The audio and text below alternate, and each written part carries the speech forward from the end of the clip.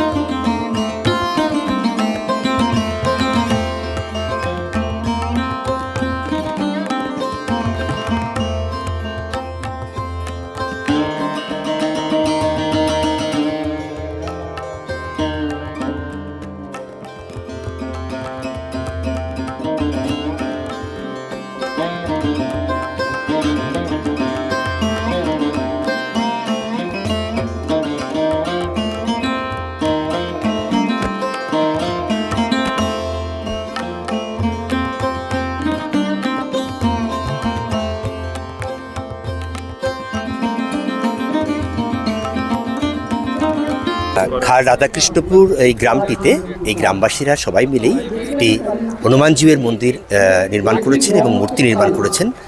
উচ্চতায় প্রায় 25 ফুট, তবে তার শিল্পকলা কিন্তু খুব সুন্দর, নান্দনিক। এবং এখানে সঙ্গে সঙ্গে দেবী কালিকারও মূর্তি প্রতিষ্ঠিত হলো এবং সেই সঙ্গে সঙ্গে শনিদেবেরও পূজার্চনা শুরু হবে। গ্রামবাসীরা অনুমান করেছেন যে তারা যদি এইভাবে সবাই মিলে সম্প্রীতির একটা বাতাবরণ তৈরি করতে পারেন, শিল্পকলা নান্দনিকতাকে তুলে ধরতে পারেন, তাহলে নিঃসন্দেহে গ্রাম ভালো থাকবে, মানুষ ভালো থাকবে। আমার তো এসে খুবই ভালো লাগলো। চেষ্টা করব এইটাকে কেন্দ্র করে, আমি পরামর্শ দেব, যদি একটা শান্তিপূর্ণ গ্রামীণ যে অবস্থান বা শিল্প নান্দনিকতার রূপায়ণ ঘটে, তাতে আমার যতটুকু সাধ্য আমি চেষ্টা করব। মন্দির বা এই ধরনের অনুষ্ঠানগুলো তো শুধু অনুষ্ঠান নয়, এতে তো সবাই আমরা একাট্টা হই। আমি সে কথাটাই বলতে চাইলাম যে মন্দির বা দেবতার যে পূজার্চনা হয়, আমাদের অন্তরের যে দেবত্ব লুকিয়ে রয়েছে, সেই দেবত্বের পূর্ণ বিকাশের জন্যই আমাদের মন্ত্রস্তোত্র ইত্যাদি সব লিখিত রচিত রয়েছে। আমরা সেটাই চেষ্টা করব যে এই দেবত্বের মধ্যে প্রত্যেকটা মানুষের দেবত্বকে জাগ্রত করে তুলতে এবং সম্প্রীতির একটা বাতাবরণ, যেটা হিংসা, বিদ্বেষ, দুষ্ট চক্রের বিভিন্ন দুর্নীতি ইত্যাদি, সেগুলো যেন ধ্বংস হয়, এই সংকট থেকে যেন আমরা মুক্তি পেতে পারি। আমার নাম বিশ্বজিৎ চক্রবর্তী। আমি শিল্প নান্দনিকতার সঙ্গে যুক্ত, সংস্কৃতি আমার ভালো লাগে। এই মন্দিরটা দীর্ঘদিনের মানুষের আশা ছিল।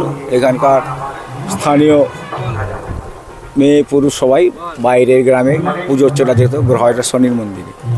এরা নিজেদের উদ্যোগ নিয়ে পাড়ার, ঘোলপাড়া একটা পাড়া, সেই পাড়ার বাইরের ছেলেমেয়েরা বাইরে তাদের সোনার উপর কাজ সহ নানা রকম কাজ করে।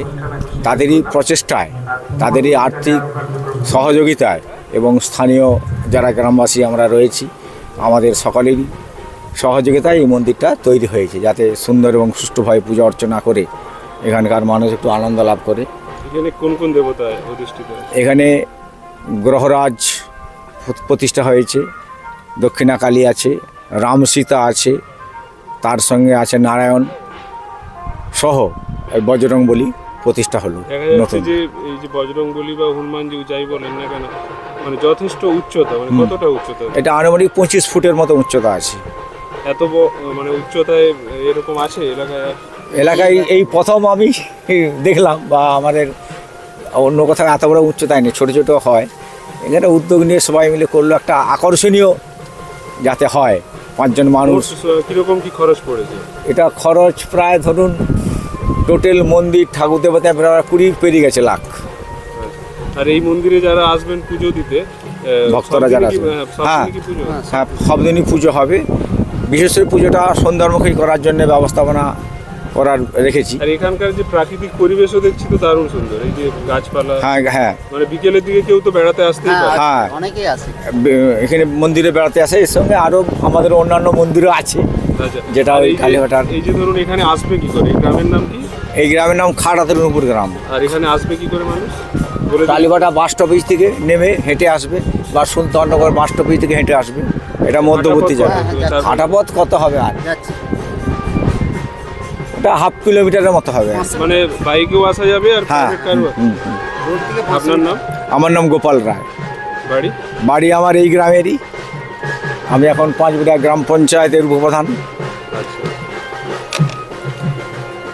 প্রকৃত সেবক হতে পারি, ভক্ত হতে পারি। আপনারা ভালো থাকুন। একটা কথা সুন্দরভাবে বলেছেন, আমি সেই কথাটা উনি বলবার আগে আমি বলে দিচ্ছি, শিখে ফেলেছি বলে গোপাল বাবু, যে আগ্রহ থেকে বিগ্রহ তৈরি হয়েছে, পরে যেন গলগ্রহ না হয়। গ্রামবাসীর কাছে আমার প্রার্থনা, গোপাল বাবুর কথাটি মনে রাখবেন, যাতে এই পুজো চলে, দীর্ঘদিন চলে, তার একটা দীর্ঘমেয়াদী ব্যবস্থা আপনারা করবেন, নাহলে আবার বনে জঙ্গলে পরিপূর্ণ হবে। সবাই ভালো। কোনো অনুষ্ঠান আমি রামকৃষ্ণ মিশনে আছি গোয়ালডাঙ্গা।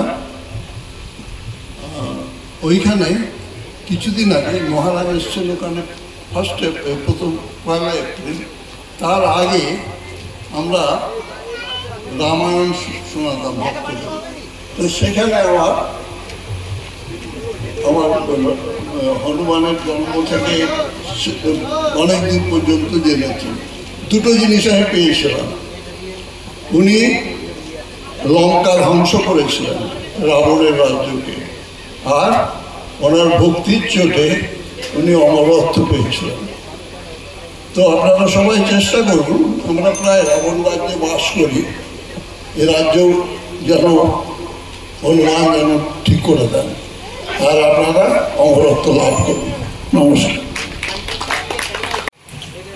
প্রথমে আমি এখানে প্রতিষ্ঠিত হতে যাচ্ছে যে বিগ্রহ, শ্রী শ্রী দক্ষিণা কালিকা দেবীকে আমার প্রণাম জানাই। গ্রহরাজ শনি দেবেরও মন্দির প্রতিষ্ঠা হতে যাচ্ছে, আমার প্রণাম জানাই। এবং রাবণপুত্র শ্রী হনুমান মহারাজের চরণে আমার প্রণাম জানাই। এখানে বিদ্বজ্জনকে আমার সশ্রদ্ধ নমস্কার, এবং যারা ব্রাহ্মণ এই সুন্দর কর্মকাণ্ডকে সুষ্ঠুভাবে পরিচালনা করে নিয়ে যাচ্ছেন তাদেরকে আমার প্রণাম জানাই। আজকে খুব গরম, এই সময়ে আমাদের এখন আর জ্ঞান গর্ব কোনো আলোচনার সময় নয়। প্রার্থনা করি আপনাদের এই উদ্দেশ্য, গ্রামবাসীদের এই উদ্দেশ্য সফল হোক। আপনারা এই প্রতিষ্ঠিত দেব এবং দেবীর কৃপায় আপনাদের সামগ্রিক যেন উন্নতি হয়। হ্যাঁ, ভারতবর্ষের সন্ন্যাসীদের কথা তিনি বলেছেন। সন্ন্যাসী মানে হচ্ছে যিনি শুধুমাত্র ত্যাগ এবং জ্ঞানের সাধনা করবেন, তাকে শুধু সন্ন্যাসী বলা হবে। এবং সন্ন্যাসীকে বেদের উপরে স্থান দেওয়া হয়েছে, যা যিনি সেই জায়গায় অতিক্রম করবে যাবেন, যার লক্ষ্য, তাকে সন্ন্যাসী বলা হয়। আমাদের ভারতবর্ষের 2টো ভাগ, একটি জ্ঞানকাণ্ড, একটি কর্মকাণ্ড। আজকে যে অনুষ্ঠানটি করছেন, এই অনুষ্ঠানটি হচ্ছে কর্মকাণ্ডের অন্তর্ভুক্ত। এর সঙ্গে জ্ঞানের কাণ্ড, যেটাকে আমরা বলি বেদোক্ত উপনিষদ। বিবেকানন্দ চেয়েছিলেন আমাদের এই বাংলার সমাজে তন্ত্র প্রধান সমাজ হয়ে গেছে। তন্ত্রের কারণে আমাদের মধ্যে কৌতূহল এবং তন্ত্রের শুধুমাত্র তন্ত্রের কারণে আমাদের মধ্যে কুচ্চ আচরণ, আমাদের এই সমাজে কখনো সেটা শুধুমাত্র প্রশংসিত ছিল না। আমাদের এই সনাতন ভারতবর্ষ ছিল বেদের সমাজ, ছিল উপনিষদের সমাজ।